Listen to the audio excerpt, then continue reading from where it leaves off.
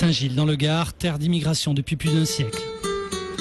Dans cette ville de 14 000 habitants, le Front National y a obtenu 43% des suffrages lors de la triangulaire du deuxième tour des législatives. C'est dans cette circonscription que le Front National a obtenu l'un de ses 2 sièges de député. Avec environ 25% d'émigrés et une situation économique difficile, les habitants de cette terre agricole ont vite fait de tomber dans la xénophobie. Certains Saint-Gillois ne l'entendent pas de cette oreille et espèrent déplacer le débat sur un terrain plus général.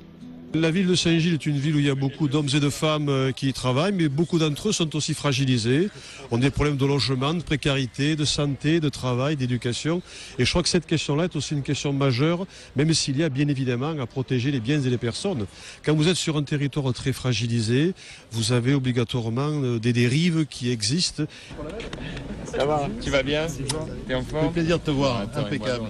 Le vivre ensemble, le secrétaire général de l'UMP ne l'entend pas de la même manière. Le candidat à la présidence du parti trouve ici à Saint-Gilles, lors de la fête de l'UMP du Gard, un terrain idéal pour son créneau de campagne, une droite décomplexée. Quand on voit que le Front National, par exemple, arrive en tête ici, dans ce département, que nous avons un député du Front National, c'est bien qu'il y a une problématique précise. Donc il faut aborder les sujets sans tabou, tout en respectant nos valeurs. Cette terre du Gard doit être aussi, et c'est ce message que je suis venu vous délivrer ce matin, une terre symbole de la reconquête que nous voulons entreprendre dès maintenant du cœur des Français.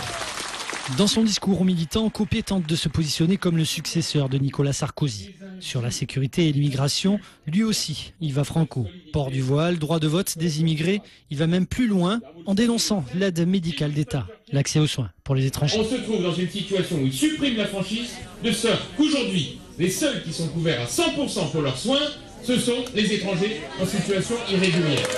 Il faut rester très ferme sur les questions de sécurité et d'immigration illégale parce que sinon c'est la cohésion même de la nation qui est en cause. C'est d'abord la volonté qui est la mienne d'appeler toutes les Françaises et les Français qui n'ont pas voté pour Nicolas Sarkozy, soit parce qu'ils se sont abstenus, soit parce qu'ils ont voté pour le Front National, exprimant une exaspération, un ras-le-bol, une inquiétude, et ça a fait passer la gauche, c'est-à-dire l'inverse de ce qu'ils voulaient.